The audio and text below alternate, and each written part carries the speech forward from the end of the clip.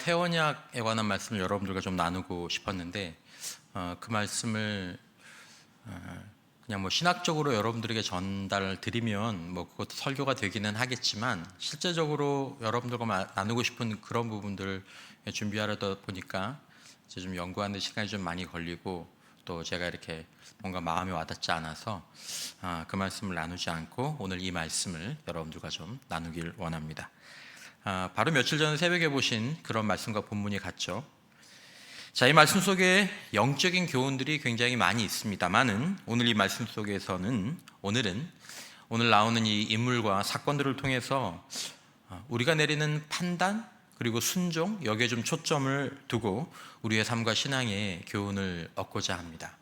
여러분들이 말씀을 들으면서 살아계신 하나님을 마음으로 좀 주목하시면서 말씀을 들으시면 좋을 것 같습니다. 먼저 좀 본문의 내용으로 바로 들어가기 전에 어떤 선택이냐, 어떤 판단이냐 이런 얘기를 좀 말씀을 드리기 전에, 오늘 본문에는 판단과 선택으로 인해서 자신의 그 운명이 바뀌는 장면들이 나옵니다. 그래서 간혹 이런 본문들을 보면 신실한 분들, 참 신실한 분들, 하나님의 뜻대로 살아가려고 많이 노력하는 분들은 막 선택 자체에 너무 고심하는 경우가 있습니다. 이 직장을 가야 됩니까? 저 직장을 가야 됩니까? 아니면 하나님을 기쁘시게 하길 원하는데 제가 올여름에 이 사역을 해야 될까요? 저 사역을 해야 될까요? 하나님이 기뻐하시기 원하시는데 제가 오늘 이 부서를 해야 될까요? 저 부서, 이런 거 너무너무 고민하시는 분들 계신데, 여러분, 하나님의 섭리는 사실은 우리의 실패와 실수에 큰 영향을 받지 않으십니다. 그 말은 우리의 판단이나 선택에서 가장 중요한, 영적으로 가장 중요한 건 뭐냐면, 정말로 내가 하나님을 진실하게 경외하고 그 가운데서 나의 영적인 정직함을 가지고 선택했느냐라는 거죠. 내가 좀 부서에서 봉사를 하고 싶은데 유치부, 주일학교, 청소년부, 목사님 하나님의 뜻이 뭔지 잘 모르겠어요. 아무거나 괜찮습니다. 하나님 안에서 내가 뭔가를 하고 싶을 때, 그래서 내가 이걸 해야 되는데 이걸 해서 그런가? 여러분, 그렇게까지 생각하실 필요가 없다라는 거죠. 자, 여러분, 성경 전체를 보면 오늘 말씀이 판단과 선택의 문제를 다루지만, 결국 그 근본이 어디에 있냐면 마음의 중심, 신앙의 중심에서 그게 나오는 거죠. 그러니까 하나님을 늘 기쁘시게 하길, 그런 것들을 이렇게 구하는 신자들은 여기에 너무 깊이 진짜 좋은 선택해야 돼, 진짜 바른 선택해야 돼, 여기 너무 매몰되지 마시고 더 온전하길 원하는 그런 기쁜 마음으로 여러분들이 들으시면 되겠습니다. 자, 이 당시 이스라엘은 우리나라처럼 남과 북으로 나뉘어져 있었습니다. 북쪽을 북쪽 이스라엘, 남쪽을 남쪽 유다, 이렇게 얘기하죠. 북이스라엘은 이미 기원전 722년에 먼저 멸망을 했고, 그 다음에 한 130여 년 뒤에 남유다가 기원전 586년에 멸망합니다. 자, 오늘 말씀 예레미야서 40장부터 44장을 이렇게 배경으로 깔고 여러분들과 좀 말씀을 나누려고 하는데, 오늘 이 본문은 남유다가 멸망한 바로 직후에 일어난 일들입니다. 그러니까 연대로까지 굳이 따져보자면 기원전 585년경 이 정도 된다고 볼 수 있겠습니다. 자, 남유다가 멸망하는 사건이 어떤 일이 일어났는지가 예레미야서 39장에 나옵니다. 39장에 보면 바벨론 왕이 시드기 왕의 두 눈을 뽑아버립니다. 그리고 먼저 그가 보는 앞에서 아들들을 죽이고 두 눈을 뽑아버립니다. 그리고 사슬에 묶어서 바벨론으로 데려가죠. 왕궁, 예루살렘의 집들, 성벽들 다 얼어버립니다. 그리고 유다 백성들을 바벨론으로 다 잡아가고 빈민들, 아주 하층민들만 유다에 남겨놓습니다. 39장 9절에 보면 사령관 느부사라단이 성중에 남아있는 백성과 자기에게 항복한 자와 그 외에 남은 백성을 잡아 바벨론으로 옮겼으며, 사령관 느부사라단이 아무 소유없는 빈민을 유다 땅에 남겨두고 그날의 포도원과 밭을 그들에게 주었더라.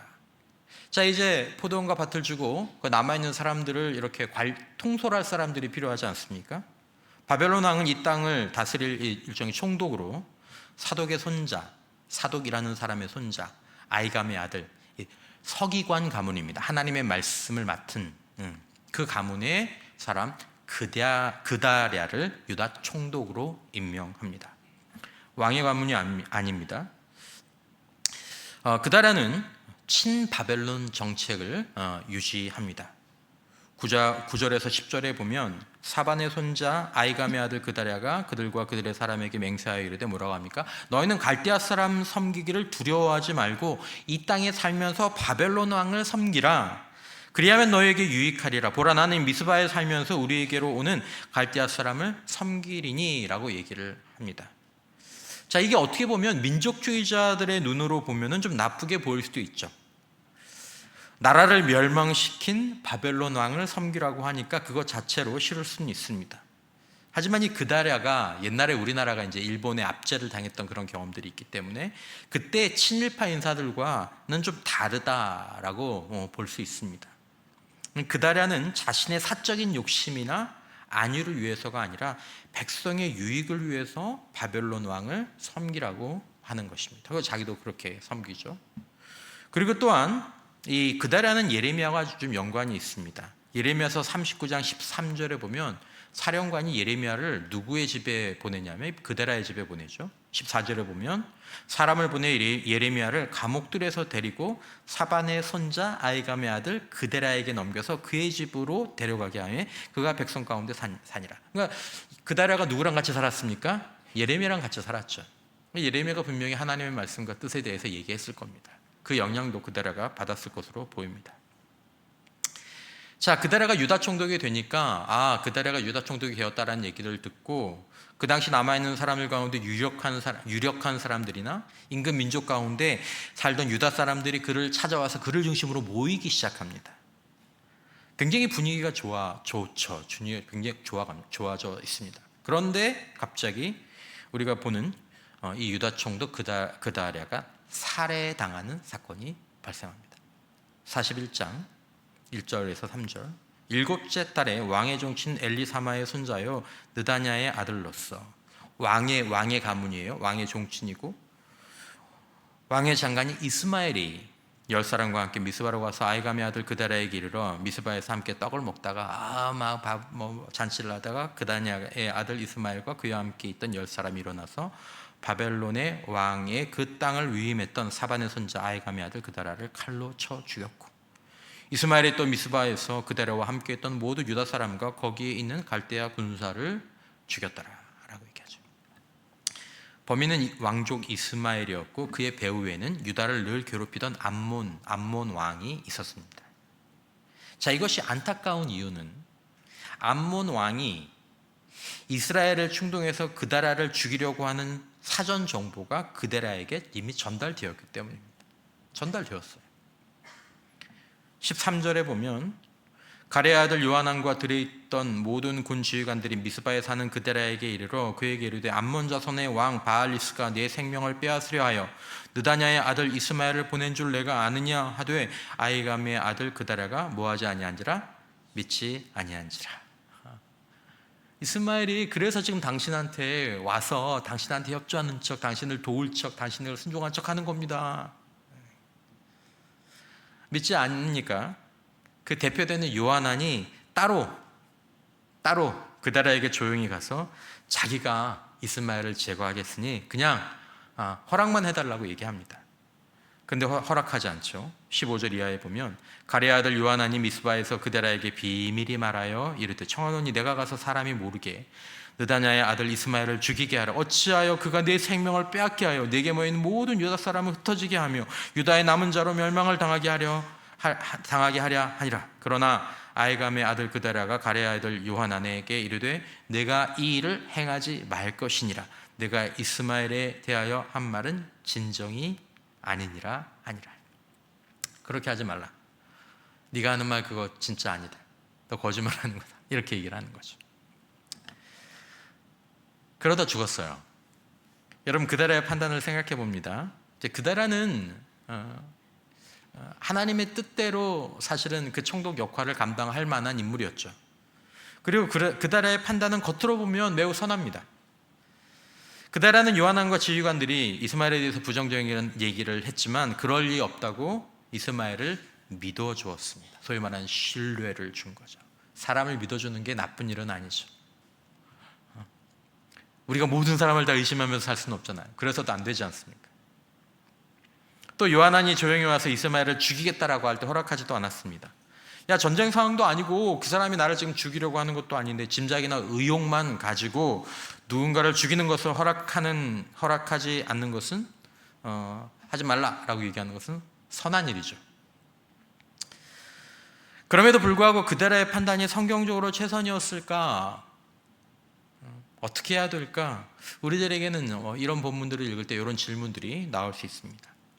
근데 40장에서 44장까지 전체 가운데 이런 판단과 선택이라는 주제가 좀 선명하게 드러나기 때문에 이 말씀을 우리가 묵상하는 가운데 좀 주제로 여러분들과 삼고자 하는 것입니다. 자, 만약에 그다라가 선한 방법을 취했는지는 모르지만 좀 지혜가 부족했습니다. 그다라가 죽었느냐 살았느냐 이 결과는 다른 문제입니다. 우리가 성경적으로 판단하고 선택해도 어떤 때는 하나님의 뜻 가운데 죽음을 당할 수도 있고 어떤 때는 하나님의 그 지혜 안에서 또 살림을 받을 수도 있습니다. 살았다고 선한 것이고 죽으면 나쁜 것, 그 얘기는 아닙니다. 이게 그다라가 죽었기 때문에 그 자체로 결과를 보자는 것이 아니고 그다라의 판단 자체를 우리가 좀 보는 거죠. 자, 여러분, 우리가 인생을 살아가면서 어떤 선택과 결정을 성경적으로 하려고 할 때 우리 마음에 두어야 될 예수님의 말씀이 있습니다. 마태복음 10장 16절이죠. 보라, 내가 너희를 보냄이. 야, 너희가 세상을 살아가야 되는데 내가 너희를 보내는 게 양을 이리 가운데로 보냄과 같도다. 그러므로 너희가 세상에서 살아갈 때 너희는 뱀같이 뭐하고? 지혜롭고 비둘기같이 순결하라. 전혀 어울리지 않는 조합인데 이것을 어울리게 하라는 거죠. 나쁜 것들은 싹 빼고 비둘기같이 순결하지만 비둘기처럼 아무것도 모르는 그런 어리석음은 좀 빼고 뱀처럼 지혜롭지만 뱀처럼 사악한 것들은 좀 빼고 그 두 가지를 함께 고려하면서 살아가는 것이 필요하다라는 것입니다. 지혜롭고도 거룩해야 한다는 거죠. 지혜로운 태도로 거룩하고 선한 판단을 내려야 한다는 것입니다. 이것이 성숙한 것이다. 자, 그들의 판단 과정에서 우리가 생각해 보는 것은 성경적인 지혜가 부족했다라는 것입니다. 우리가 고려해야 될, 판단을 내릴 때 고려해야 될 성경적인 지혜가 있습니다. 자, 그것은 어떤 것입니까? 이 태도의 문제인데, 첫 번째, 판단에 필요한 성경적 지혜는 잘 듣는 것입니다. 잘 뭐 하는 것이라고요? 듣는 것입니다. 잘 듣는 것. 여러분, 하나님께서는 우리 주변 사람들을 통해서 우리에게 우리의 생각과 다른 하나님의 뜻, 우리가 변화되어야 될 것들에서 보이실 때가 아주 많습니다. 때는 거의 대부분입니다. 자주 말씀하시죠. 그데라에게 거의 모든 지휘관들이 암몬의 왕이 그다라를 죽이려고 한다는 것들을 경고했습니다. 그런데 그다라가 그것을 안 믿었습니다. 안 믿었습니다. 받아들이지 않았죠. 사람을 믿어주는 것이 선한 것이지만 여러 사람들이 자신에 대해 혹은 어떤 일에 대해서 같은 말을 한다. 이 사람도 이 말을 하고 저 사람도 이 말을 하고 저 사람도 이 말을 한다. 그럴 때에는 그것들을 신중하게 고려하는 것이 지혜입니다.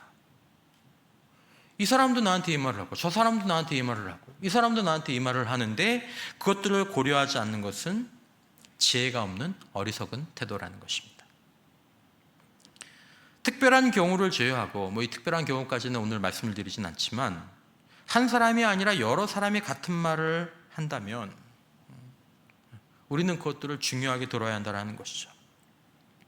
제가 대학생 때 그 책에서 본 농담인데 평생 저에게는 굉장히 재미있는 농담입니다.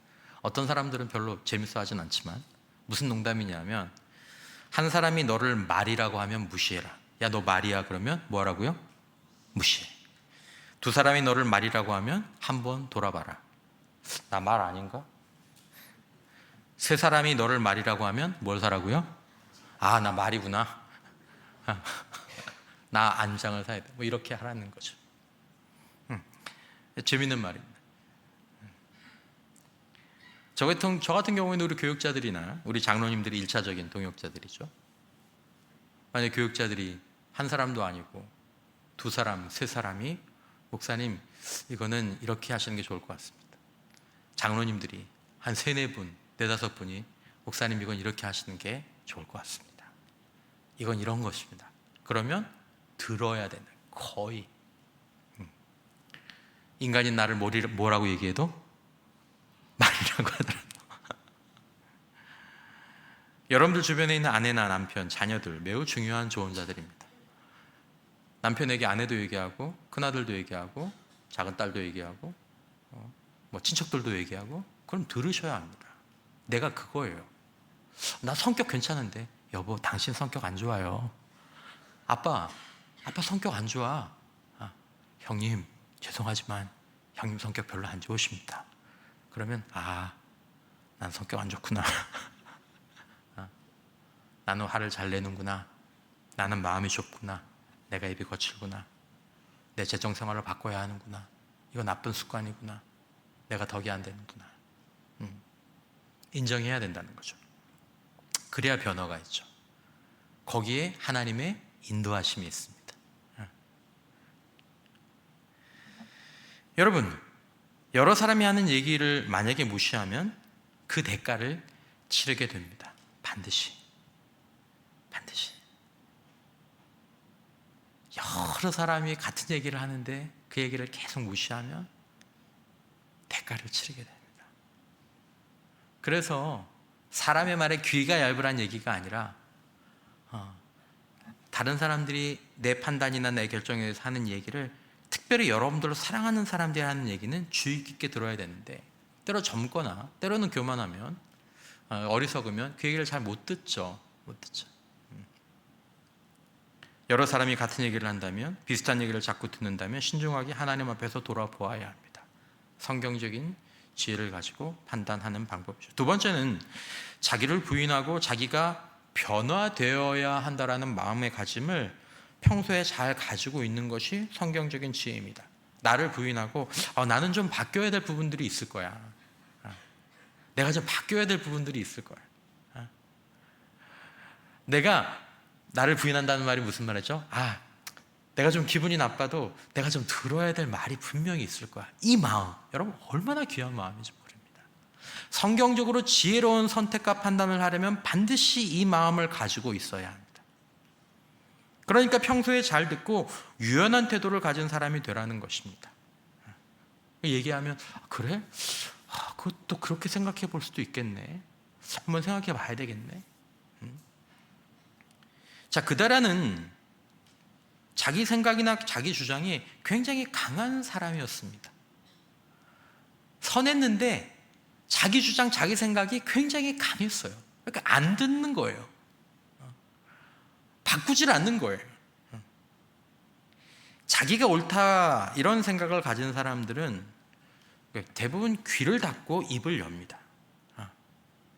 그러니까 잘 듣지는 않고 말은 많이 해요. 하지만 지혜로운 사람들은 대부분 입이 작고 귀가 넓습니다. 그래서 말을 많이 하는 사람들이 실수하기가 쉽다라는 얘기가 그냥 나온 이야기가 아니죠. 더군다나 그다라처럼 자기가 선한 일을 한다고 생각하면 더욱 그렇게 되는 경우가 있습니다. 그다라는 자기 생각이나 판단을 돌아보려고 하지 않았습니다. 그럴 수도 있지 않을까? 정말 이스마엘이 그럴 수도 있지 않을까? 암몬 왕이 그런 계략을 가지고 있을지도 않을까? 이렇게 많이 얘기를 하는데 그렇게 생각하려고 하지 않았던 거죠. 그러고 난 그의 결정이 마냥 은혜로워 보이지는 않는 것이죠. 그다라는 선한 태도이기는 했는지 모르겠지만 지혜롭지는 않았습니다. 지혜롭지는 않았습니다. 하나님의 결정 또 하나님이 인도하시는 판단은 선하기도 해야 되지만 지혜로울 필요도 있는 거죠. 세 번째, 우리는 삶을 살아가면서 악한 길도 아니고 그렇다고 해서 세상적인 지혜도 아니고 제3의 길, 성경적인 방법을 하나님 앞에서 구하는 지혜가 있어야 합니다. 자, 그다라는 원래 어떻게 했으면 참 좋았겠습니까? 지휘관들의 말을 신중히 생각하고 위험을, 혹시라도 있을 수 있는 위험을 차단하는 방법을 좀 구했으면 얼마나 좋았을까. 그런다고 결과가 안 바뀌었을 수도 있어요. 하지만 그대라가 만약에 좀 그랬으면 얼마나 좋았을까. 지휘관들의 말을 무시하는 것도 성경적인 지혜가 아니죠. 자, 그렇다고 세속적인 사람 요하난이 제가 대신 피를 묻힐 테니까 그냥 못 본 척만 해주십시오. 그래? 그럼 너 알았어, 내가 못 본 척 할게. 그렇게 이스마엘을 가서 죽여라 라고 명령하는 것도 성경적인 지혜나 거룩한 지혜는 아니죠. 성경적인 지혜는 없을까요? 여러분, 예수님은 어느 때까지는 때로 자신을 죽이려고 하는 사람들을 피해서 다니셨습니다. 피해서. 사도 바울도 어느 때까지는 사람들을 피해서 성에서 막 도망치기도 했습니다. 막 바구니를 타고 내려가면서. 예레미야 선지자도 자신의 생명을 보호해달라고 남들에게 요청, 또 어떻게 보면 거의 구걸하듯 요청하기도 했습니다. 그라다는 이스마엘을 만날 때 호의를 좀 든든히 세울 수도 있지 않았겠습니까? 그렇죠? 사람들한테 좀 든든하게. 만에 하나 지휘관들의 말이 맞을 수도 있다는 가정하에서 좀 주의를 기울였으면 좋았을 것입니다. 하지만 그다라는 자기 생각만 믿고 자기 판단대로 행했습니다. 이건 선한 거니까 선한 것 뒤에 지혜도 있어야 합니다. 지혜도. 겸손도 있어야 합니다. 사랑도 있어야 합니다. 그래서 우리가 보는 고린도전서 말씀에 있죠. 덕을 세우는, 선하기만 한 것 가지고는 충분하지 않다. 선하고 무엇도 되어야 된다고요? 덕도 되어야 된다. 성경이 말하는 지혜는 바로 덕입니다. 선한 것 같지만 지혜가 부족할 때 그게 뭐가 됩니까? 고집이 됩니다. 그게 교만이 됩니다. 분쟁의 싸움의 조건이 됩니다. 분명히 이게 맞는데? 맞는 게 다가 아니라는 거죠. 간혹 교회에서 그런 경우들을 종종 봅니다. 저희 교회에서는 본 적은 없지만은 선한 고집, 선한 교만, 그건 어리석음의 다른 면이 될 수도 있습니다. 그걸 깨달아야 되는 거죠. 야, 선했지만 이게 지혜롭지 못했구나. 야, 선했지만 덕이 되지 못했구나. 제3의 길은 없을까? 그냥 밀어붙이는 게 아니라, 그냥 포기하는 게 아니라 제3의 길, 주님, 그거 고민하는 데 시간이 걸리는 거예요. 세상에는 그거 고민하죠. 야, 맞는데 네 마음대로 해. 그냥 때려쳐. 때로 그리스도인 가운데 이 제3의 길을 생각하느라고 고민이 되는 거예요. 여러분, 저와 함께 주의해야 될 것이 바로 이것입니다. 선하고 거룩해야 하지만 지혜로워야 하고 세속적이지 않고 덕을 세우는 것이어야 하는 거죠. 내 뜻과 방법만 고집할 것이 아니라 한 걸음 뒤로 물러가서 주님, 선하기도 하고 지혜로운 방법은 없습니까? 덕도 세우고 싶습니다. 사랑이 사그러들지 않았으면 좋겠습니다. 분쟁이 없었으면 좋겠습니다. 자, 다음으로 요한안과 지휘관들, 백성의 판단도 이 40장에서 44장에서 굉장히 중요한 부분들입니다. 요한안이 내린 이스마엘에 대한 분석이 맞았습니다. 요한안이 나중에 얼마나 뭐라고 했을까요? 거 봐, 내가 그런다 그랬는데 그대라는 얘기를 안 듣더니 진짜 내 말대로 했어야지, 내 말대로. 하지만 요한안이 얘기했던, 취하려고 했던 이스마엘을 죽여버려야 돼, 이건 선한 방법, 성경적인 방법이 아니죠. 생각해 보셔야 합니다. 성경적인 방법, 선한 방법. 이런 사람들은 보통 매우 똑똑하죠. 분석적인 사람입니다. 요한안은 정세를 예리하게 보는 눈이 있었습니다.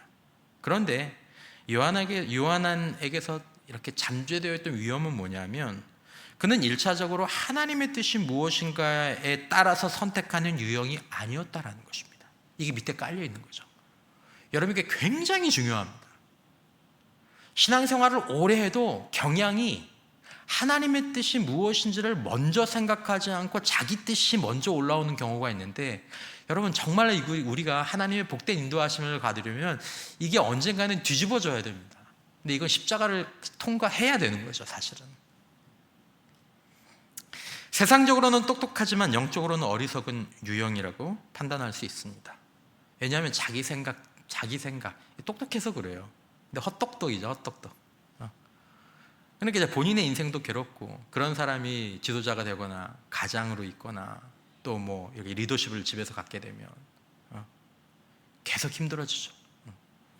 그러니까 내가 잘 살고 있으면 좋은 열매가 있어야 됩니다. 평화의 열매, 사랑의 열매, 이런 열매들이. 자, 어쨌든 여러분, 우리는 이 요한안의 이 치명적이고 치명적인, 다른 번역에서는 이걸 치명적인 실수라고 얘기하거든요. 치명적인 실수에서 배워야 합니다. 여러분, 우리가 성경을 읽는 이유 가운데 거의 절반은 나를 깊이 이해하기 위해서 읽는 것입니다. 내 안에 이런 모습이 있는데, 이게 내 모습인데, 난 이런 걸 주의해야 되겠구나. 왜 여러분 이게 중요합니까? 인생은 연습이 없거든요. 인생 이렇게 살아야 되구나. 그러면 끝나요, 인생은. 마흔이 되면 이렇게 했어야 되는구나. 근데 마흔이 지나가요. 쉰이 되면 내가 그때는 이렇게 살았어야 됐는데 지나가요. 그러니까 그 때가, 후회의 때가 오기 전에 말씀을 통해서 그런 선택들을 보는 것이 성경을 읽어야 될 중요한 이유 가운데 하나가 되는 것입니다. 자, 요한안은 이 그다라가 죽은 이후에 어떻게 보면 요한안이 거의 2인자 격이었습니다. 그 지휘관들을 데리고 또 남은 유다 백성들을 데리고 이제 어떻게 해야 되나 고민합니다. 악한 사람은 아니에요. 하지만 세속적인 사람이죠. 육신적인 사람이고. 예레미야 41장 16절 이하에 보면, 16절에 보면 이렇게 가랴 아들 요한안이 쭉 데리고 가죠. 또 백성들을 다 데리고 갑니다. 그러면서 17절에 이렇게 얘기하죠. 애굽으로 가려고 떠나. 어디로 갑니까? 애굽으로 가려고. 예레미야서 말씀을 쭉 보신 분들은 하나님께서 계속 시드기야 왕도 애굽을 의지하다가 결국 두 눈이 뽑혔거든요.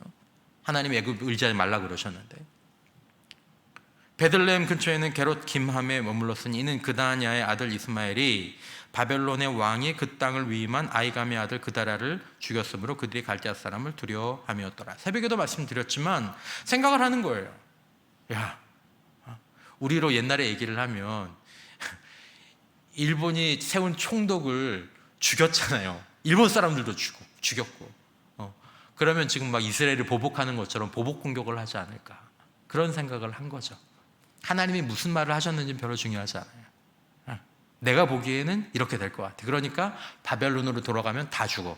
그러니까 차라리 바벨론과 척을 지고 있는 어디로 가는 게? 애굽으로 가는 게. 거기는 양식도 있고, 오늘 본문 뒤에도 나오지만 양식도 있고 전쟁도 없고 거기 잘 살 수 있으니까 그게 답이야 라고 생각한 거죠. 요한안은 늘 자기 생각이 앞서는 유형의 사람입니다. 말씀드린 것처럼 이런 습관은 영적으로 좋지 않고 미숙합니다. 어떤 상황이 생길 때마다 하나님의 뜻이 무엇일까? 어떻게 반응하는 게 하나님의 말씀의 지혜일까? 여러분, 이런 생각들이 있는 복을 우리가 받을 수 있기를 주님의 이름으로 축원합니다. 이게 마음속에서 먼저 떠오르는 거죠. 하나님은 어떻게 반응하기를 원하실까? 성경은 우리에게 어떻게 반응하라고 했지? 이걸 정말 찾는 거죠. 요한안은 하나님의 뜻과 충돌하는 세속적인 세상적인 결정을 내리는 것을 두려워하지 않습니다. 우리 안에 이 경향이 있다는 게 좀 무서운 거죠. 하나님의 뜻 아니에요. 성경의 말씀도 아닌데 내가 그렇게 반응하는 것에 대한 두려움이 없는 거예요. 누가 중요해요? 내 생각이 중요하고, 내 감정이 중요하고, 내 판단이 중요하고. 일단은 하나님의 뜻 스톱. 지금은 내 뜻, 내 생각, 내 판단. 나쁜 결정을 내리게 됩니다. 나중에 후회하게 되죠. 많이 돌아가야 돼. 요한안이 애굽으로 가는 도중에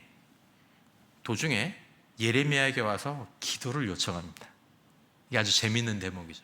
아주 독특한 대목이지만 굉장히 우리가 주의해야 될 대목입니다. 자, 3절 이하, 오늘 읽으신 본문이 바로 그 본문입니다. 기도를 요청하는 이 요한안의 멋진 말을 보십시오. 당신의 하나님 여호와께서 우리가 마땅히 갈 길과 할 일을 보이시기를 원하나이다. 선지자 예레미야가 그들에게 이르되 내가 너희 말을 들었은즉 너희 말대로 너희 하나님 여호와께 기도하고 무릇 여호와께서 너희에게 응답하시는 것을 숨김이 없이 너희에게 말하리라. 덧붙이죠. 그들이 예레미야에게 이르되 우리가 당신의 하나님 여호와께서 당신을 보내사 우리에게 이르시는 모든 말씀대로 행하리이다. 여호와께서는 우리 가운데 진실하고 성실한 증인이 되시옵소서. 하나님, 저희가 그렇게 하는지 않는지 하나님이 증인이 되십시오. 그리고 6절에 더 멋진 말씀을 보탭니다. 우리가 당신을 우리 하나님 여호와께 보내면, 제가 기도 부탁을 하는 이유는요, 그의 목소리가 우리에게 좋든지 좋지 않든지를 막론하고 순종하려 함이라. 우리가 우리 하나님 여호와의 목소리를 순종하면 우리에게 복이 있으리이다 하니라. 너무 멋있죠? 우리가 하나님의 말씀을 순종하면 우리에게 복이 될 것입니다. 그러므로 저희가 지금 기도 부탁을 하는 건 제가 원하는 대로 하고 싶어서가 아니라 하나님께서 우리에게 말씀하시는 게 우리 마음에 들든지 그렇지 않든지 제가 순종하고 싶어서 그게 복이 되니까 지금 기도 부탁하는 거예요. 꼭 좀 물어봐 주세요. 우리가 그대로 할게요. 하나님이 사실 애굽을 의지하지 말라고 하셨습니다. 애굽으로 가도 되는지 괜찮은지 사실 그거를 요청하는 거거든요. 시드기야도 37장에 보면 이런 거 비슷한 기도 제목을 요청을 하죠. 자, 그래서 예레미야는 이미 사실은 하나님의 뜻이 무엇인지는 요한안이 알고는 있었을 것입니다. 근데 기도 요청을 하니까 예레미야가 그 기도 요청을 받고 10일 동안 하나님께 기도하고 응답을 받아서 얘기를 합니다. 11절 이하에 여호와의 말씀이라 너희는 너희가 두려워하는 바벨론의 왕을 겁내지 말라. 너 지금 바벨론 왕 겁내는데 그거 겁내지 말라. 내가 너희와 함께 있어 너희를 구원하며 그의 손에서 너희를 건지리니 두려워하지 말라. 내가 너희를 불쌍히 여기리니 그도 너희를 불쌍히 여겨 너희를 너희 본향으로 돌려보내리라 하셨느니라. 그러나 만일 너희가 너희 하나님 여호와의 말씀을 복종하지 아니하고 말하기를 우리는 이 땅에 살지 아니하리라 하며 또 너희가 말하기를 아니라 우리는 전쟁도 보이지 아니하며 나팔 소리도 들리지 아니하며 양식의 궁핍도 당하지 아니하는 애굽 땅으로 들어가 살리라 하면 잘못 들이라. 여기에 요한안의 속생각이 나옵니다. 전쟁도 없지, 전쟁을 누가 위협한다는 나팔 소리도 없지, 양식도 궁핍하지 않지, 여기보다 더 좋은 게 어디 있어? 이것보다 더 좋은 선택이 어디 있어? 하지만 그렇게 되면 잘못 들이라. 애굽으로 들어간다는 것은 그냥 선택 중에 하나가 아니라 하나님을 떠나서 애굽의 신들을 섬기겠다라는 그 의미입니다. 나는 하나님이 하나님이 아니라 세상이 내 하나님이야 라는 의미입니다.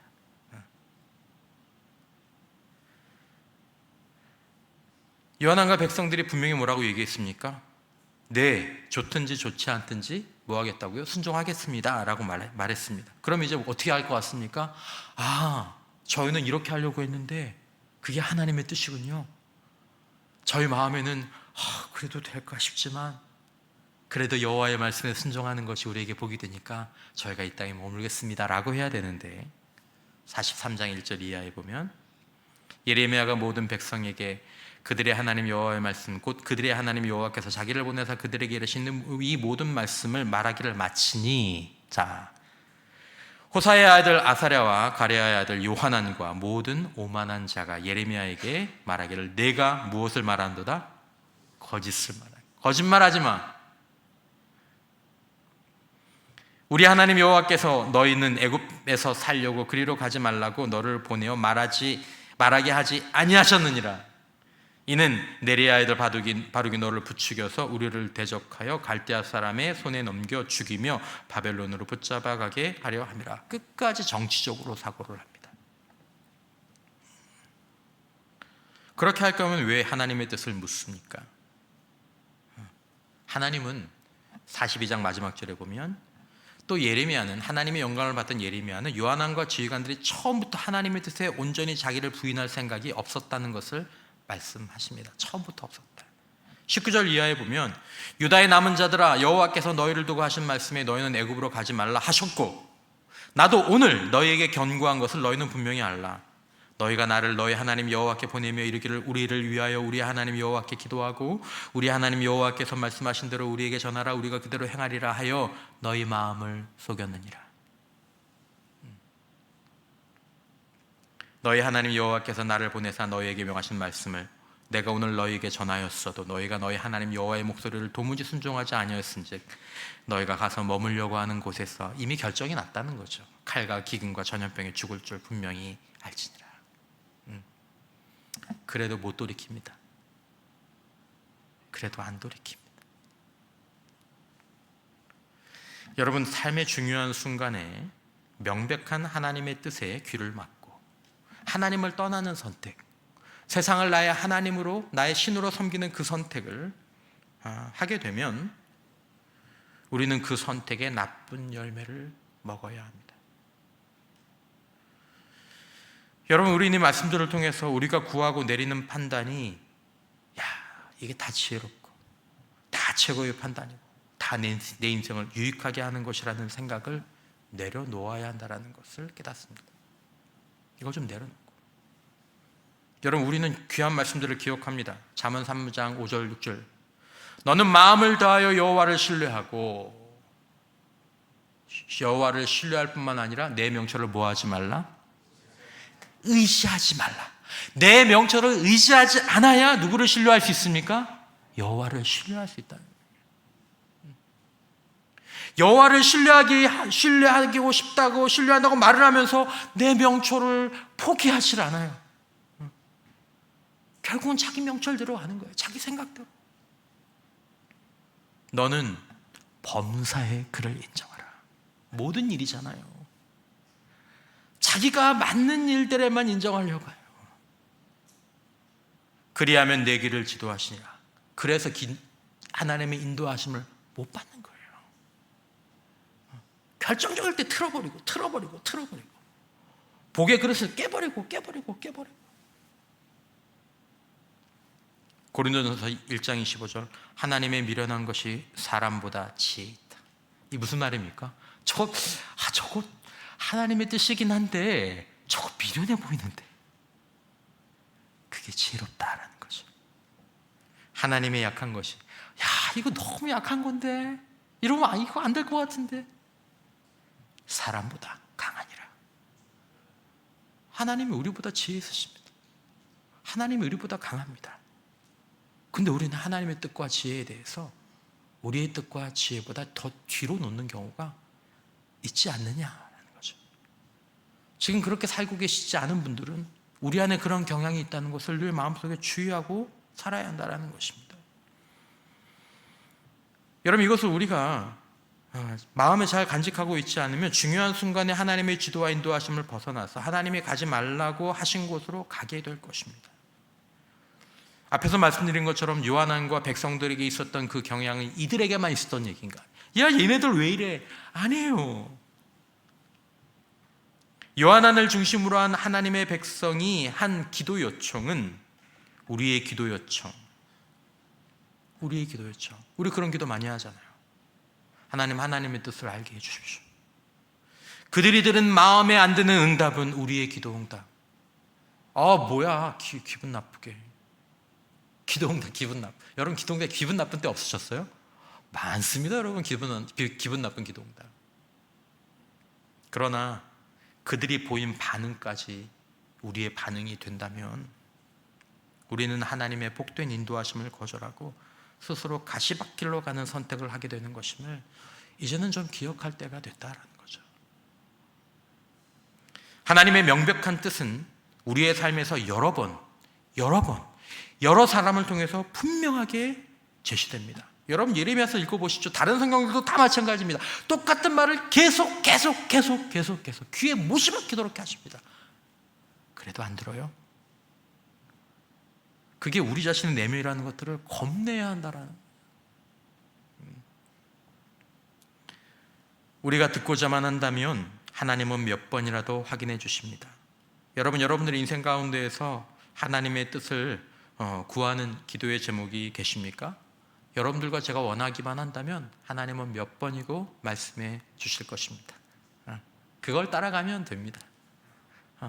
세밀하게 잘 분별이 안 될 때가 있으니까 신앙의 양심을 가지고 하나님을 기쁘시게 하기를 원하는 마음을 가지고 이게 최선인 것 같아, 선택하시면 됩니다. 저게 더 좋았던 결정인 것 같은데 걱정할 필요 없습니다. 하나님은 우리의 마음의 중심을 사용하시기 때문입니다. 문제는 우리의 뜻, 우리의 주장, 우리의 고집을 내려놓지 않고 때로는 선하다라는 것 뒤에서 오히려 하나님의 뜻이 잘못되었다고 생각하는 우리의 육신적인 경향이 하나님의 좋은 인도하심을 받지 못하게 막는 장애물이 될 수 있다는 것을 기억하고, 이런 마음들이 우리 안에 있다는 것을 겸손하게 인정하고, 그대라의 부족함에서 배우고 요한 안의 모습을 마음속에 기억해 두었다가 우리에게서 그들의 모습이 이렇게 드러날 때, 야 이거 그다랴 같이 한다, 야 이 요한안 같이 한다, 이런 마음이다 들 때 이들과는 다른 선택과 판단으로 우리 하나님의 복된 인도하심을 누리는 저와 우리 공동체가 될 수 있기를 주님의 이름으로 축원합니다.